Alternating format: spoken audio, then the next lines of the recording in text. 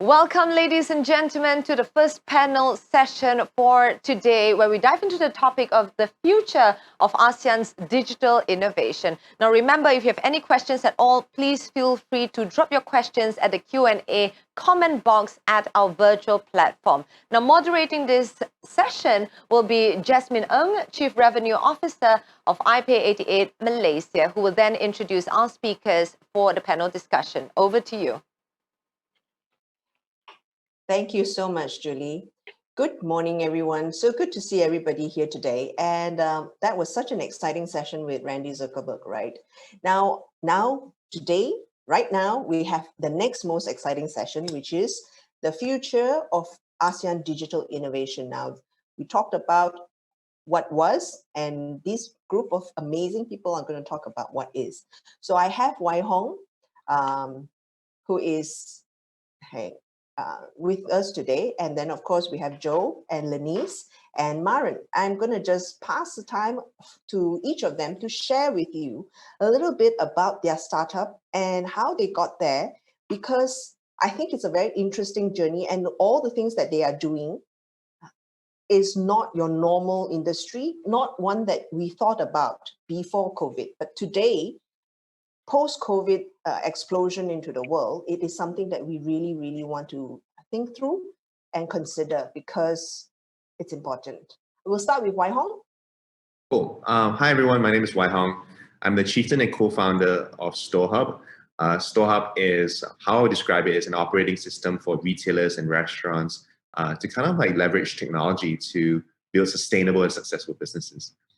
So our story is that we serve over 15,000 stores across Southeast Asia right now, primarily in the markets of Malaysia, Thailand, and Philippines. And we have about 270 people strong. We initially started out very simply just as an iPad-based cloud point of sale system about 7+ years ago.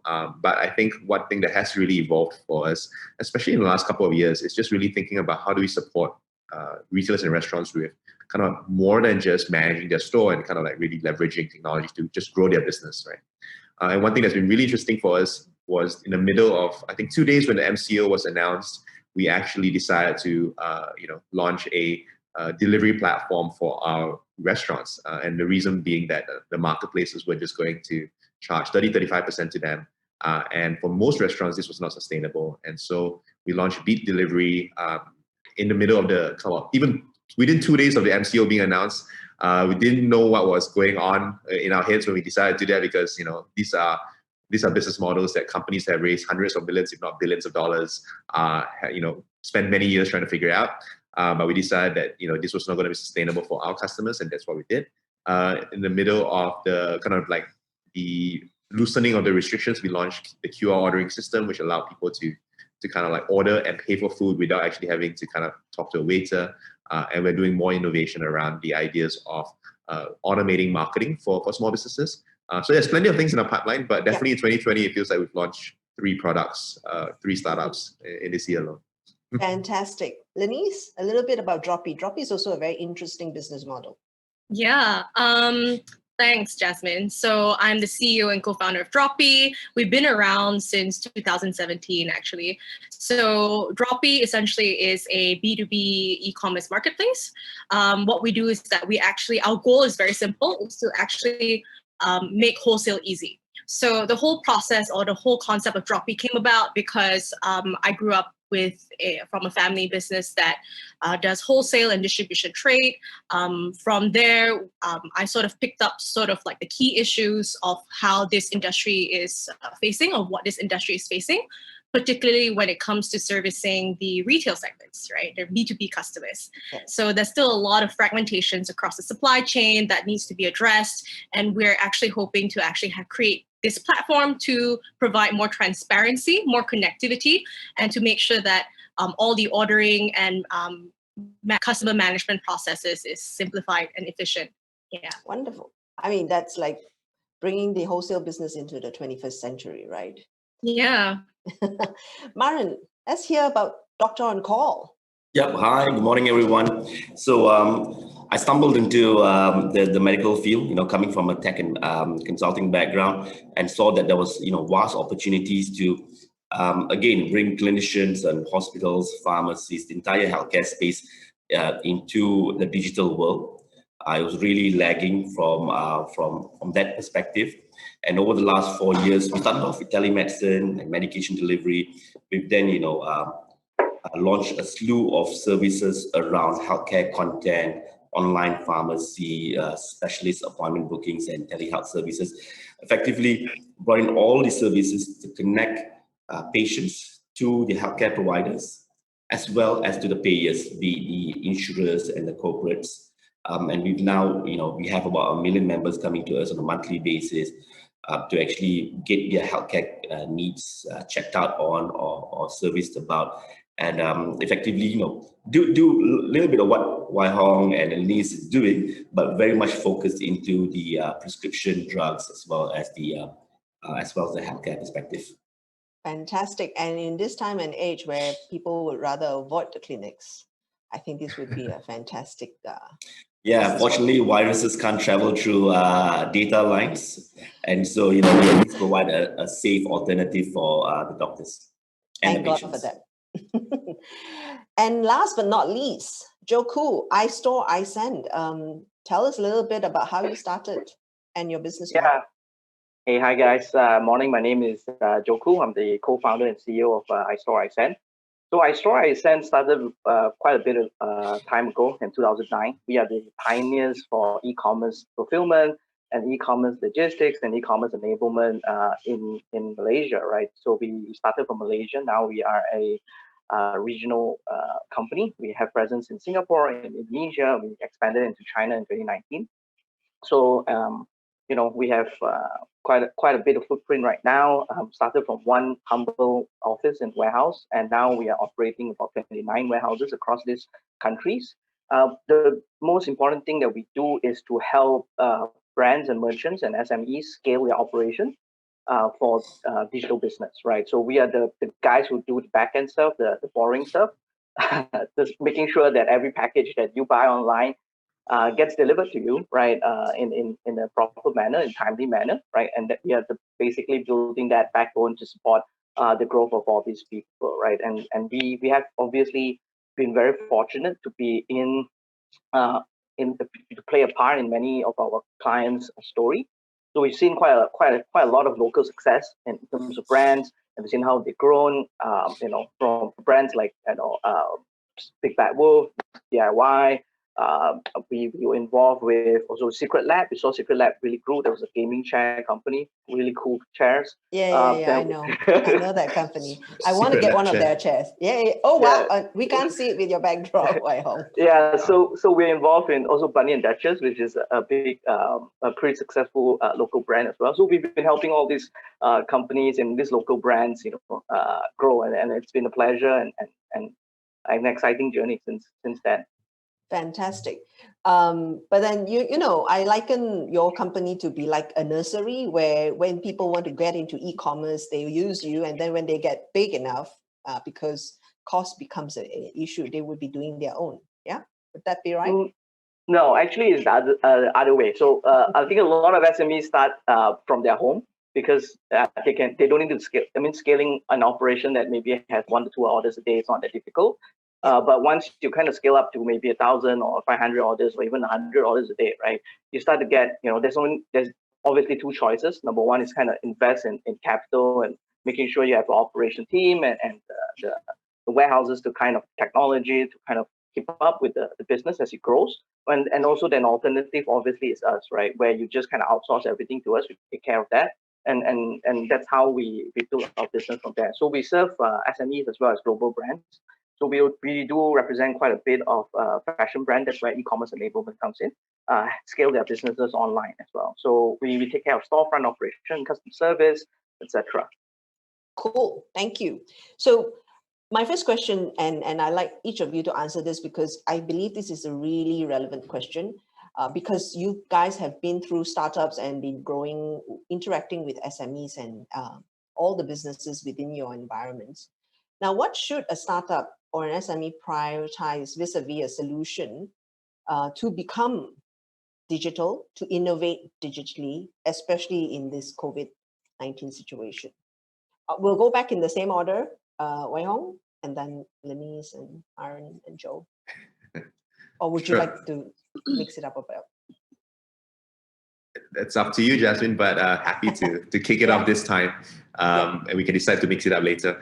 I think the prioritization for most businesses I think varies from business to business. I think you kind of mixed startup and SME together, and I think for the startups and for the SMEs, depending on the space they're in, the mindset for what needs to be prioritized, I think has to be differentiated.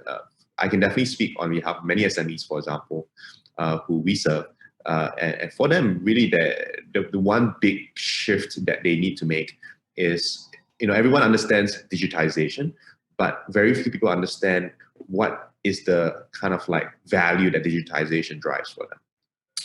And so just to give you an example, for a lot of, most of us Malaysians, we're massive foodies. We love our restaurants. We love our favorite food.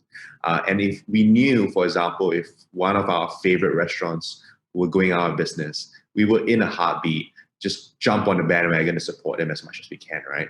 But the problem is that for the majority of businesses, especially restaurants out there, they don't even collect your customer details, right? When was the last time you walked to a restaurant and they actually got your phone number? Never, right? It just doesn't happen. And Not so in I think Malaysia. not in Malaysia, well, not in many places actually, but when was the last time you went to buy something online and they didn't get your phone number? And so the reality is that there's this massive, obviously, difference between the way that more traditional, smaller, or older businesses run and their mindset around customer engagement, customer or kind of like just understanding the customer, and the way that digital, more modern businesses are run. So I think from a mindset perspective, that shift and prioritization here really needs to go towards, okay, what am I digitizing for? And if I'm digitizing to be a sustainable, successful business, that's generally the direction we want to go. Am I frozen? You were for a short while. You're not frozen. Okay, cool. All right. Yep, that's just pretty much, just focus on digitization towards building customer engagement and understanding who your customers are. Cool. And Lenise? Yeah. I agree with what Wai Hong says, right, in terms of like every business has different priorities. As running a business, you only have two main goals. You want to lower your expenses, you want to maximize your revenue. That's all. But there's so many ways to actually do that. And I think, like, especially during this pandemic season, this at least for the customers, our clients, and the brands that we work with, majority of them are actually looking into engaging their customers in a different way, especially through digital solutions, right, online. This whole lockdown thing, the CMCO, extended CMCO, etc., has caused a lot of disruption on normal day-to-day business activities. So because of that, a lot of these businesses are also looking for alternative ways to connect and constantly engage with their customers. That engagement, it's their process to also maintain that relationship, and also to drive more sales, more revenue to their companies. And of course, obviously, especially during this period as well, looking for a solution that is cost efficient, that you don't have to invest too much, and also you can deploy it in the fastest time. So too much customizations, etc., doesn't really make sense as of the moment, because it's going to be extremely costly, and it's also very time consuming. So that's my 2 cents. Cool. Myron. Yeah. So I think I just want to zoom in straight into SMEs, right? Because a lot of the clinicians who run their clinics, or the pharmacists, or the allied medical providers, be it physiotherapists, they're effectively SMEs, right? They run an organization between 3 to 20 men, and they have the typical issues that SME face, which is you're a specialist in your field, you really know your field really well. And you've been running it, and you've got your customers, but you don't really have a strategy function, or a CTO and a digital officer who can come in and explain to you the future and how to go about doing stuff, right?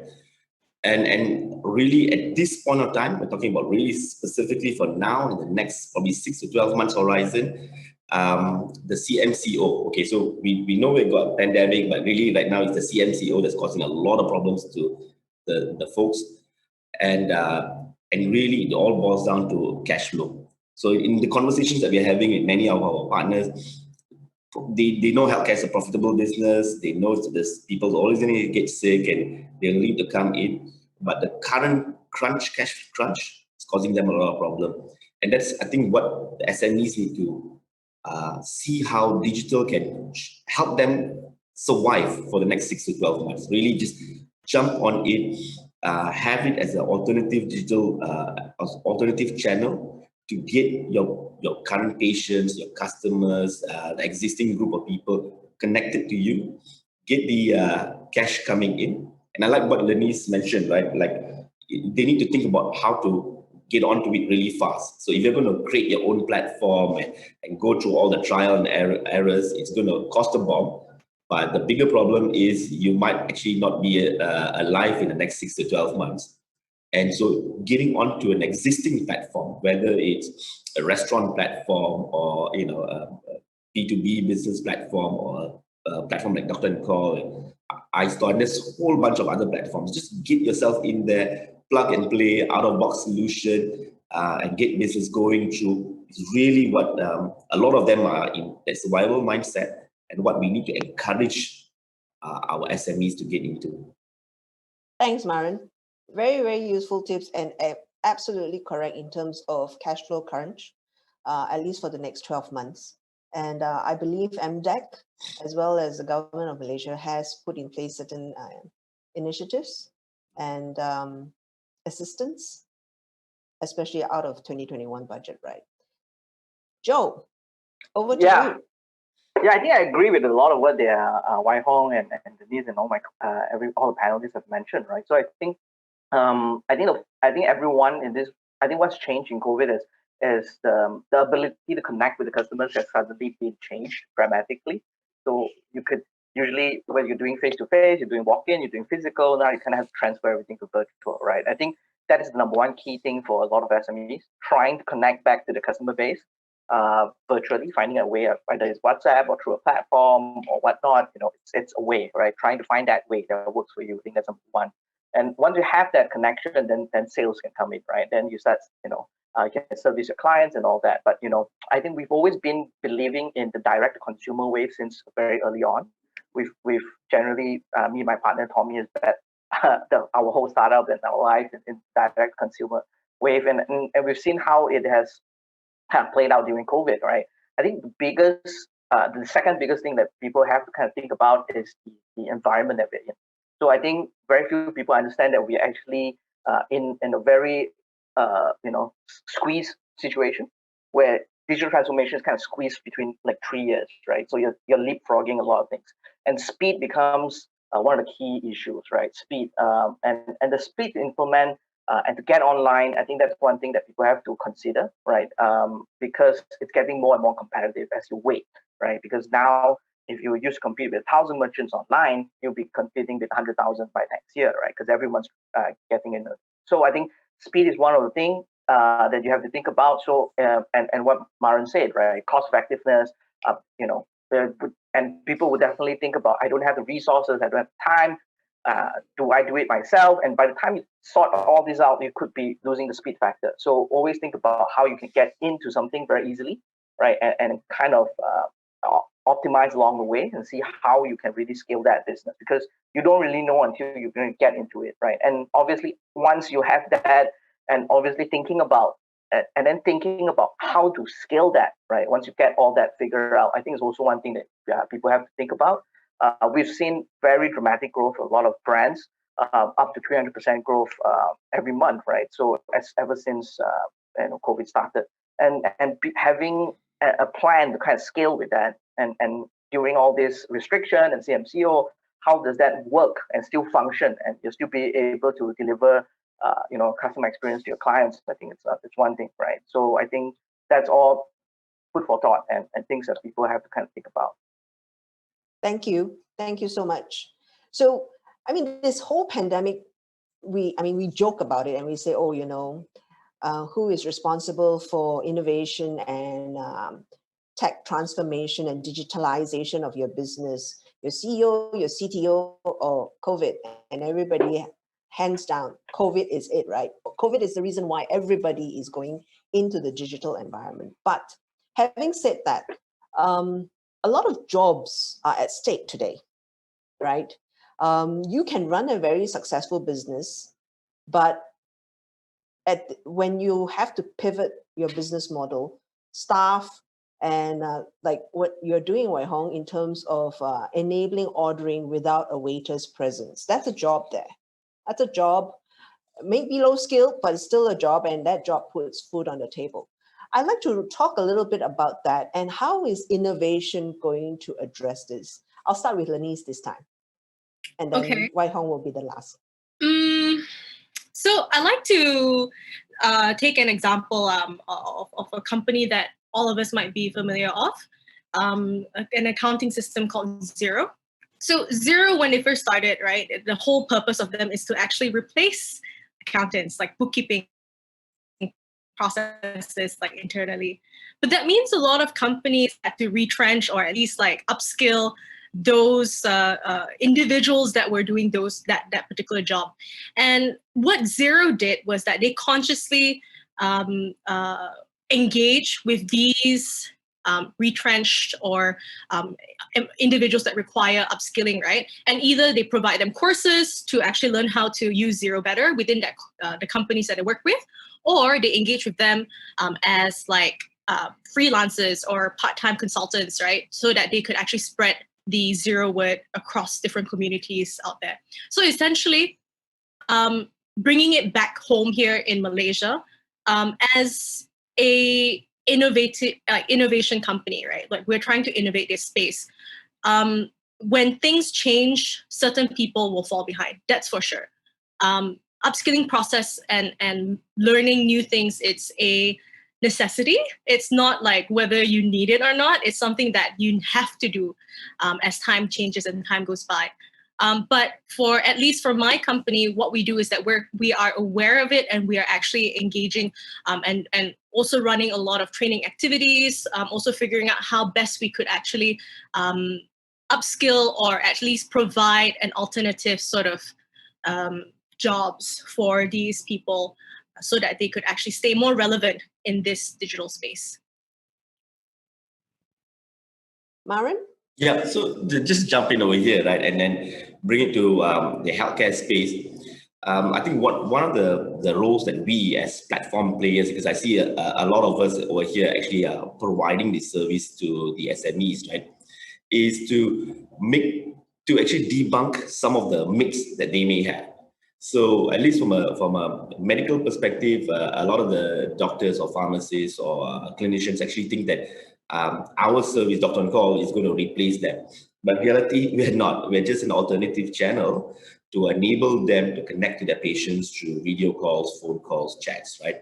And then have the whole patient health record, those kind of stuff. So to debunk the myth that in the past, whether Airbnb replaced, some of the hotels or Uber replaced some of the taxi drivers, that kind of myths need to be debunked so that the SMEs can embrace this field, right, without having job losses for their staff at the top of their mind, right? So that's the first bit, and the second bit is to actually make it simple enough, because when we engage with a lot of our members, we realize that everyone's so used to updating their Instagram account and their Facebook account.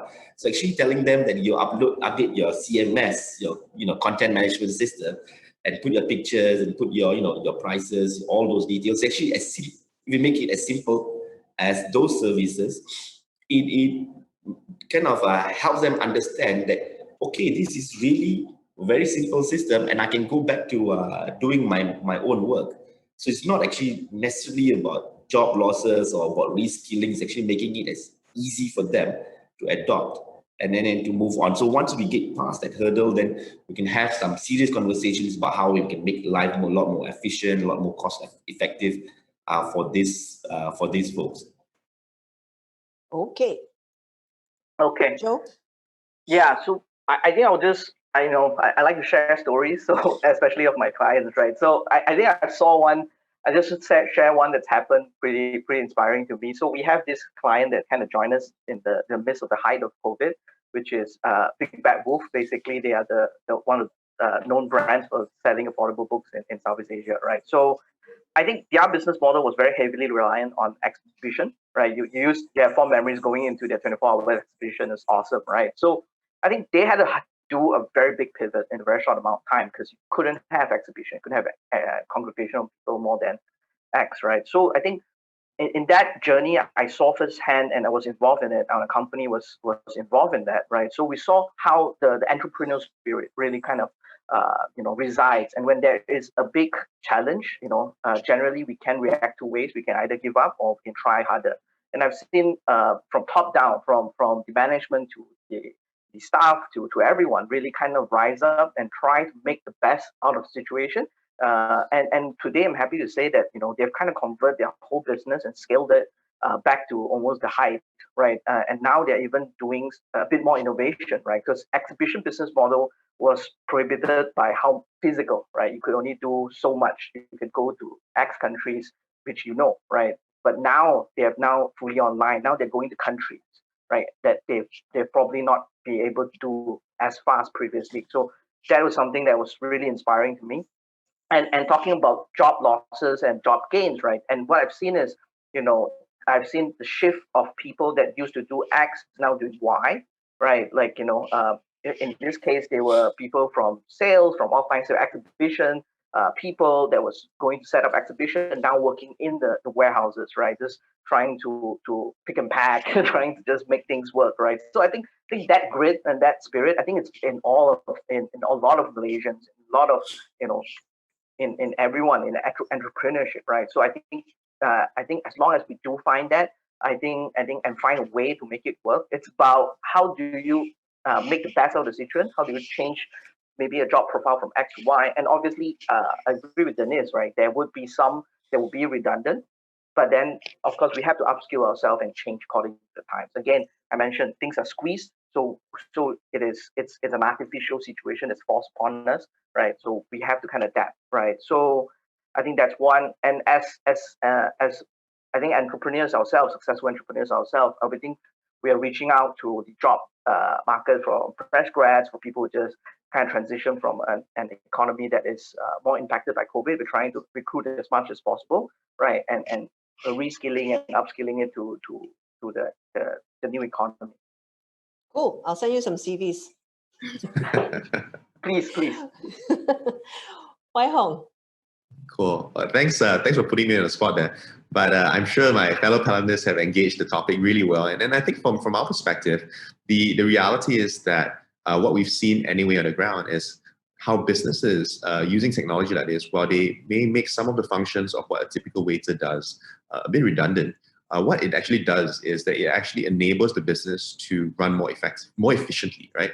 And so when a restaurant, for example, who has a very large kind of like area footprint, if you had to send waiters to kind of like the end to end of the restaurant to kind of walk around taking orders, sending, and doing all the other things that you have to do, sending food, it's not very efficient. And so what you end up having is that you have slower turnaround of tables. You have a customer experience of just having to wait long times, and overall that impacts the ability of the business to kind of maximize their revenue, right, and to maximize or to provide a great customer experience.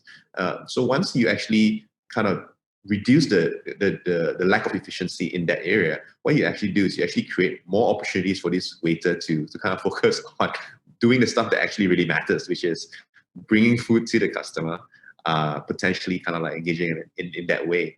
So I feel like what's really interesting for the businesses that adopt technology is that they actually grow their sales. And it's been really fascinating to see how we have seen some of our businesses grow from anywhere from 2x from what they were doing before to up to 10x in the middle of the first MCO. And so I think that's something that's really interesting to see.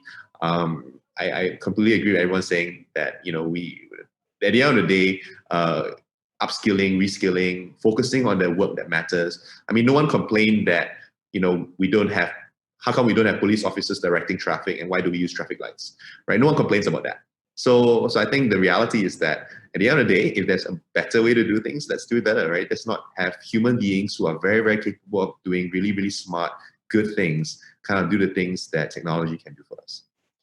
I agree with you. And even at iPay, we see a huge increase during the MCO. And we've seen a huge influx of requests to also accept digital payments. And it has been tremendous. And iPay's got so many products that helps the customers, from email to social media payment.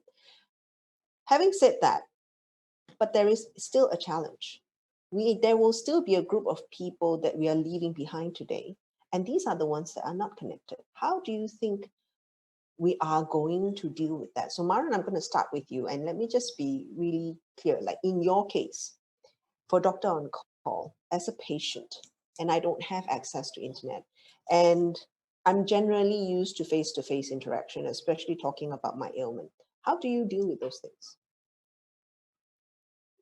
Okay, it's a very interesting challenge, right? Because we do have a large group of our patients who are unfortunately on the older side and suffering from chronic conditions. So they have diabetes or hypertension and heart problems, and they're the ones who are actually at risk from COVID-19, as well as the ones who need healthcare the most. And so we've tried to make the channels even simpler, right? So besides just doing it digitally, where they can log in and do video calls and chats, we also established a hotline where they can actually call. So that provides an alternative channel for them to engage with a normal call line, right? And do a phone call. But nevertheless, we really don't face that much of a challenge from that perspective. Most people do have very good access to internet in most of the major metros and even the outskirts. So it's not really a challenge for them to do the video calls and the chats, as well as the net transactions. It's actually more of a mindset shift. To the point that you mentioned earlier, if you like the doctor's interaction of touching and feeling and auscultating and taking a temperature, and you see that lacking in the from a digital channel, or secondly, you have a trust issue, right? You know your doctors really well because you have that relationship for the last couple of years, but now getting onto a platform where you have a new set of doctors, you have those challenges from a trust perspective. So what we have been focused on over the last over MCO and even up to now is actually overcome those barriers, right? And we've got a change management program both for the patients. So we give them healthcare content, do videos for the doctors so that they get to read the articles, right? In their native language, whether it's English or Bahasa, and see the videos and then get to know our platform as well as build those trust. And from the clinicians, who are a very conservative group because they are regulated, they're evidence-based, they practice evidence-based medicine. Again, they're going through that same exercise, right? Where they don't want to get onto a new channel where they misdiagnose people or wrongly diagnose and get a lawsuit. So they need to understand the limits and typically what they can perform. So again, we've been very conscientious about getting them through that change management exercise so that we resolve those issues. And I think we cannot help it. I mean, we can bring a lot of different people to the water. We can't force them to drink it, but at least I think it's incumbent on us to actually do our best to get them on board. Sure, totally agree. Joe, how do you help somebody sell if they're not connected? Or they have something to sell, like, I mean, I deal a lot with the Orang Aslis and all that, and they have fantastic materials out there. Your genuine Tongkat Ali roots, like really good stuff. But they are not connected. How? I think that's where we come in, right? So as an outsourced partner, right, we work with a lot of people that have limited resources, either internet infrastructure or know-how or even talent that have great products, right? And just find it difficult to kind of, get up to speed with all things that are changing in e-commerce. And I just wanted to say that, our company thrive on an omni-channel approach. It's not only just about online, it's also offline, it's helping to make that bridge happen. Right. So I think we've always been about enabling, right? Helping people, getting people to get on easily, right? So that's why we've set up and invest into people and infrastructure that generally is a bit more prohibitive or not easily replicated or scaled by any SMEs, and we make that investment right upfront so that other people then can utilize and jump on our infrastructure to just grow, right? So and a lot of our clients today have a very small e-commerce team or a very small team, right? And they just kind of depend on us for a lot of those work, right? So that's our point, right? While you are building your own capability, or you find that you have limited capability, right? You want to look for partners that are able to help you, and that's always been our belief about collaboration. You can't be doing everything yourself, right? So working with people and getting there faster, it's better for everyone. Cool. Wai Hong? Yeah, so I think the question of are there people being left behind, and we typically have this general mindset. Oh, the older folks, those guys who are not digital natives, they will get left behind. But we've kind of seen the opposite happen in the middle of COVID. Like right now, we're seeing older generations are like the digital evangelists, like the aunties and uncles. They're like, boy, make sure you scan use your MySejahtera app, scan the QR code, and it's like, wow, it's amazing, right? And we actually have actual restaurants telling us that the customers who are most excited to use the system are the older aunties and uncles, because they're like, yeah, they're a little bit, I'm sure they're naturally a little bit more paranoid. They're like, a bit more cautious, and they're like, okay, I don't want to touch this, I don't want to touch that. I don't know who's touched the menu before me. Today 50 people have touched this menu. I don't know what they did with it. I take my smartphone, right? I get to sanitize it. It's really interesting how behaviors can change in a way that we never kind of like expected before. Like in the past, things like digital signatures, all these things, like you just could not imagine convincing an older person to be able to use it. But then today, now they are the evangelists, I would say. So I would like to challenge, based on what we've seen anyway, the stereotypes that have been imposed on some of our uncles and aunties, and that how now it's amazing to see how they are the evangelists for digital transformation in so many ways. Cool. Yeah, and I like to add on to that. Like, I think the older uncle and aunties, they become evangelists because they are less skeptical on digital solutions. From a typically on Gen Y, millennials, and even Gen Zs, they have so many options. But when you have so many options of digital solutions, right, you're very skeptical of which one is the best one for you. So they try around and they don't really stick to one. And they sort of like, there's a Malay word called lalang. So it's like you're on the fence. You don't really know what to do, what to choose, and whatnot. And that creates like a whole, you're stretching your time in actually making that decision that's best for your business and just stick on with it. Whereas for older generations, right, they just like, look, I have a problem. I think this is my best solution. It might not be the best out there in the market, but it's the best available for me now. So I'll just use it, and then we'll figure it out later, right? Their whole purpose is just to really solve the problem right away, just move on and just continue their business. And I think like that's something that, a lot of young folks could also learn from the older generations. Yeah. Cool. Thank you. So I'm probably going to go into the last question for the day, and then I would like everybody to kind of like sum up what are your thoughts in terms of the future of digital innovation for ASEAN. So the last question is pretty much on collaboration. In terms of your business model, I know, Joe, you're going to be starting, and this is right up your alley, because it's all about how does collaboration first help you start your business and the business model that you're embarking on, and two, how is it helping you grow now? So we're talking more in terms of your business growth and how it started with collaboration. Joe. Yeah, so being in logistics, which is traditionally not a very sexy industry, so we've been doing it for years. Logistics are a very long chain, a huge long chain, right? So where you play in it, it's just a small part.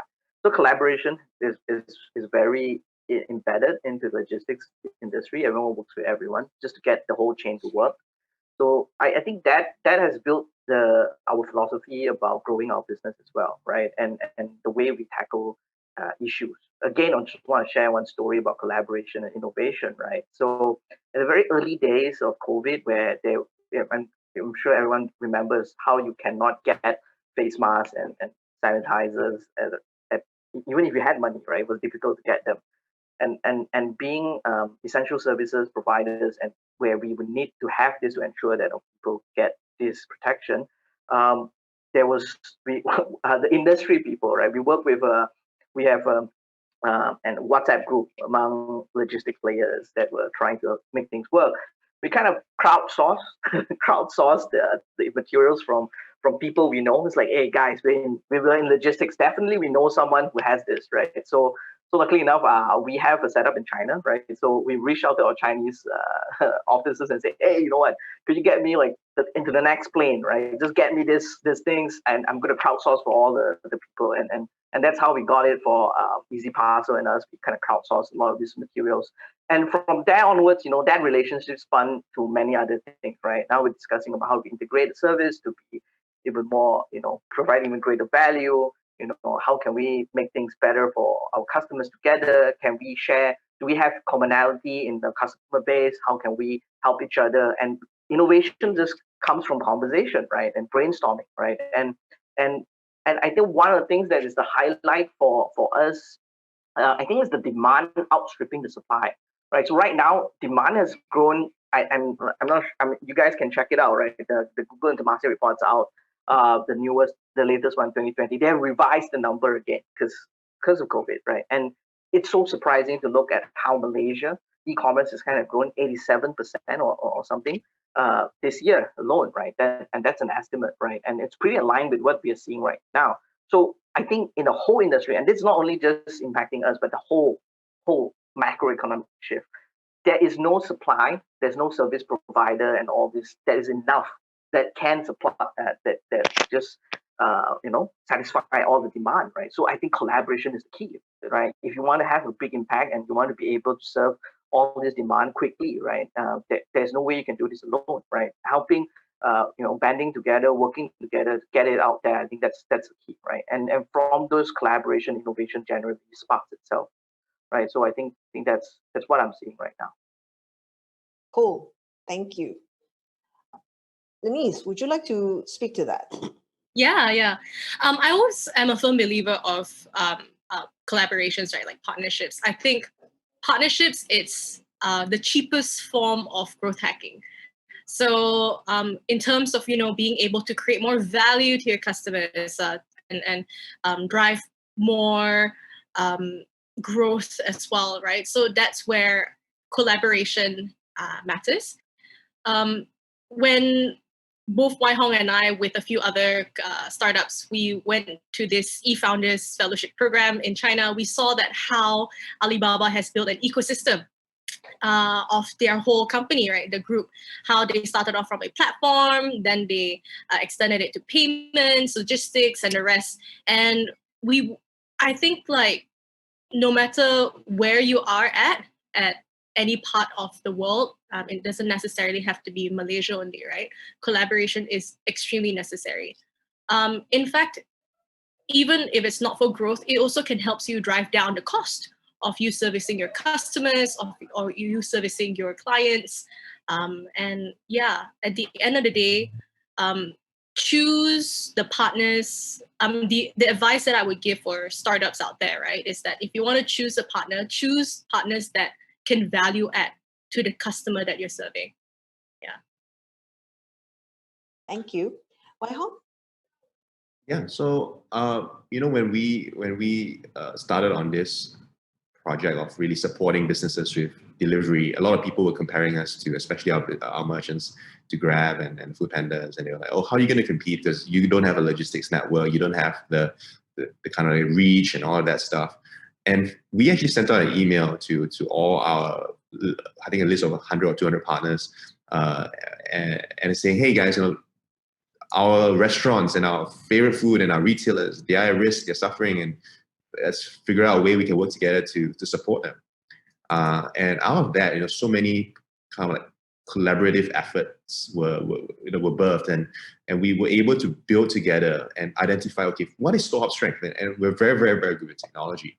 And we know some of these smaller logistics companies that we work with, for example, may not necessarily have that full suite of technology that we kind of build because they don't have that expertise in-house, but we want to still work with them to solve this incredibly big problem, which is that suddenly now restaurants are all delivering food to their customers instead of actually having dining.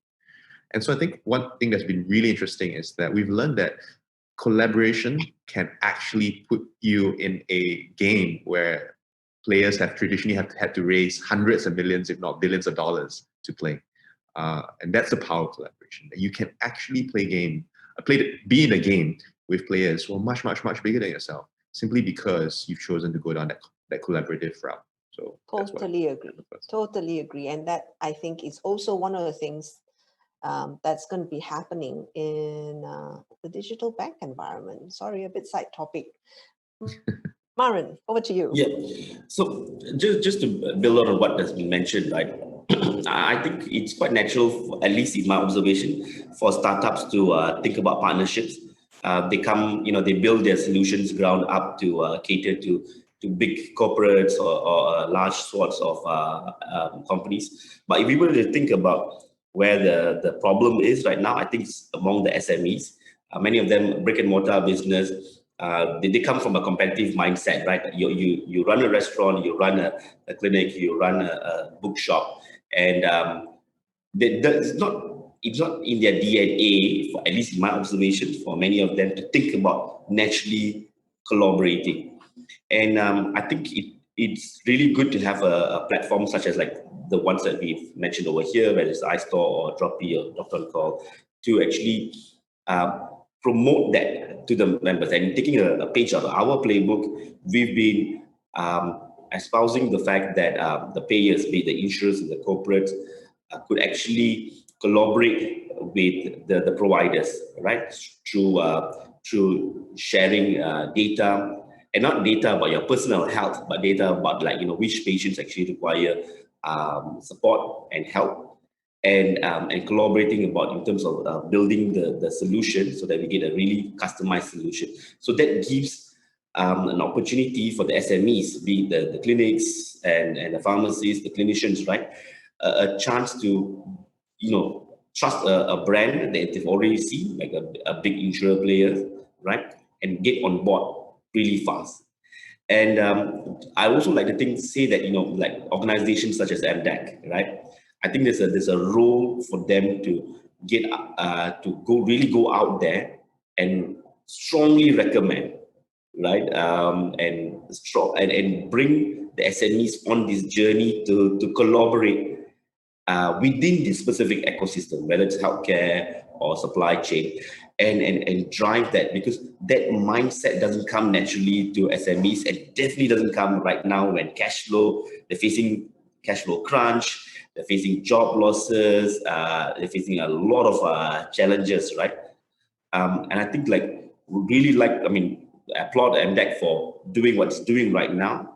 And as well as the previous initiatives. I saw a couple of videos about, recommending people to get onto Shopee and Lazadas and Grab Foods and so on. But I think there's a lot more that we can do for the various industries, and really take these 12 months to retool Malaysia, so to speak, right? And turn it around to from just running brick and mortar businesses to something that has dual channels. So I'm sure the pandemic will get over within 12 to 18 months, touch wood. But even by that time, we're going to have a dual channel where we have a solution for walk-in patients or walk-in customers, as well as customers who want to pick up, customers who want to get it delivered, customers who want different types of solutions for their different needs. I agree, but the minute the vaccine was announced as 90% successful by Pfizer, Zoom stock took a nosedive. So I'm not sure about the coexistence, so to speak. Okay, closing arguments, well, not arguments, but closing thoughts with regards to... I disagree with Lenny's now. Fine. I think Lenise is going to sing her closing thoughts to us, right? And She's got a guitar on the back. Yeah, I know. That I disagree. But closing thoughts about the future of digital innovation for ASEAN. Serious topic, boys. Here you go. Why don't we start? We'll go back to the order that we were at. Yeah, I think innovation is a very big word, and for me internally, when we talk about this idea, it's very simply what are the problems before us that are most urgent that need to be solved in ways that don't necessarily require us to invest a super amount of resources, right? But we can solve it quickly, we can solve it meaningfully for the time. And I think one of the things that we definitely are seeing is that there is actually, really interestingly, a lot of talent in the market today. And I think, we talked about things like reskilling, upskilling, and going. And I think there's an opportunity for talent locally to cross that lattice, right? To go across laterally and engage industries. And I think that's generally where you see the most innovation, right? So when you apply your typically left brain type people, or typically right brain type people, your artsy people, your sciencey people, you apply them in completely different arenas. Your engineers going to art, your artists going to engineering, and we have all kinds of really interesting architects, for example, working at StoreHub doing customer engagement work. And so what we're seeing is that innovation happens when you're actually taking people who are very skilled in a particular area and moving them into another area and applying their understanding, their theories, their methodology of what they understood, for example, in architecture, into the area of SME kind of successful businesses play, right? So I think there is a very, very interesting opportunity that we're seeing here that revolves around leveraging people's talents and skills. And I'm really excited that in COVID, we have so many, it actually reveals to me, wow, we have actually really a lot of talented Malaysians. In the past, all of us used to think, oh, brain drain or people leaving. But man, there's actually really a lot of really good Malaysian talent. Yeah. Okay, so on my advice is for a lot of these SMEs out there is to actually be bold, especially during this period, right? There is, and it's understandably, the fear of doing something new, fear of change, and especially when it comes to digital adoption is there, especially when it comes to, the fear of not having a personalized touch with your customers. This is extremely evident in the B2B space, and all the wholesalers and distributors that we work with, right? They fear that whole face-to-face personalized touch is going to be removed if they go digital. But what we see here is the complete opposite, is to actually, what we have worked with all these wholesalers and brands, right, is that they found that the data and the that they've created, and also that understanding, that engagement that they can get with their customers on this online portal on Droppy, allows them to actually create more personalizations, more targeted promotions, better recommendations for products, so that they are able to also be able to engage with their customers in a more efficient way. So with that said, I think in a, just a summary, be bold. Don't be afraid to go digital. There's so many options for you out there. If you don't know any, that's where MDEC is here for. So reach out to MDEC, talk to them. You have fantastic consultants that would advise you who to actually talk to. And yeah, even any of us here, if you want to reach out, feel free to drop us a message on LinkedIn. Oh, agreed. We'll go to Joe and then we'll close with Marin. Okay, switch it up. So yeah, I think my thought is it starts very easily. I think my advice to SMEs is just start from the very basic, talking to your customer, right? Talking to people, talking to your customers, understanding what they need and what have changed with their needs. That would give you an idea what you need to do, right? You don't have to think about things yourself. It's not everything needs to be new and shiny, and not everyone needs to be Steve Jobs, right? Just talking to your current customers will give you an idea what you need to do, right? Your customers will guide you, and fulfilling those needs will generally help you change, because I think most people start businesses, have a relationship with their customers and just want to kind of make their customers happy, right? So talking to your customers is most basic, making sure their needs are met in the new way, and that's the basic, right? It doesn't need to be scary, right? Do what you do, but just do it on now WhatsApp or calls or virtual.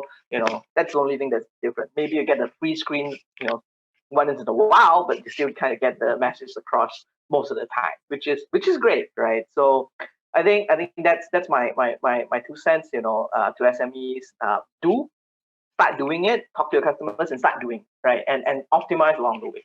You'll figure it out, we would definitely will figure it out. Everyone will be able. I've seen so many creativity coming out from Facebook streamers, Facebook Live people, like crazy amount. People selling fish, people selling everything, right? They're doing everything online. Seafood. It's crazy. And the way they're selling fish, I think I saw this one was so entertaining. This guy was so funny, right? I So know who basically you're Joe, talking about. Joe, I'm going to stop you So there. funny. We're running out of time. Sorry, and Martin. Okay. I know that the one that you're talking about, but no. Yeah. So yeah. I think from my perspective, just to wrap up, I agree with what Lenny said. Be bold, and simply because there's not much other options, right? So if I think a lot of people need to get their heads out of the sand and really see that this COVID-led recession may be with us for 6 to 12 months. So trying to deny it and think that, Deepawali is going to come around and this is going to boom, or Christmas is going to come around and things are going to get better, and a vaccine that hasn't been created is going to improve things, is not really the way to look at things pragmatically.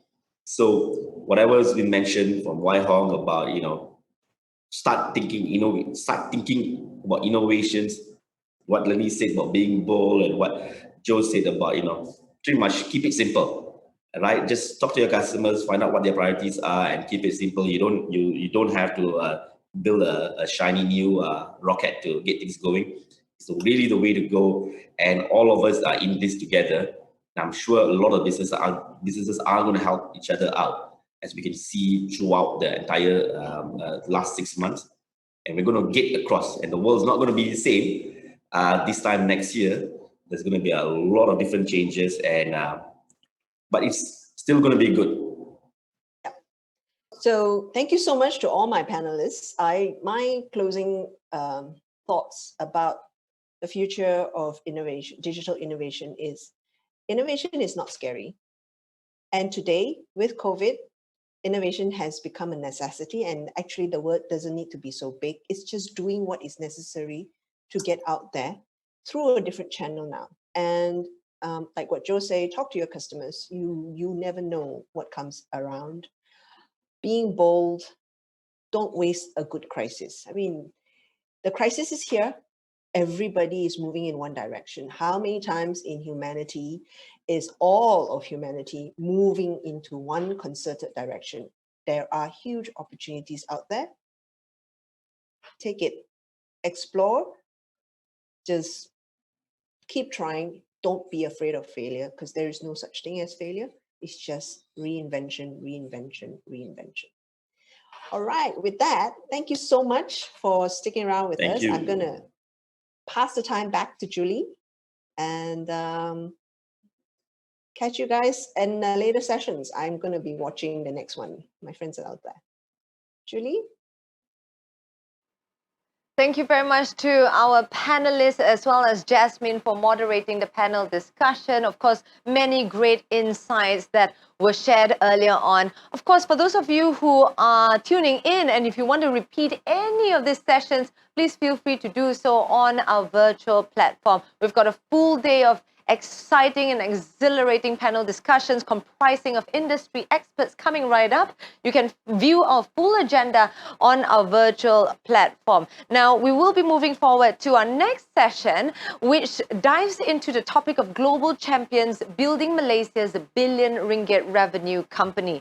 Now, click join to enter if you're on our virtual platform. And for those of you tuning in on Facebook, hang in there. We'll see you soon.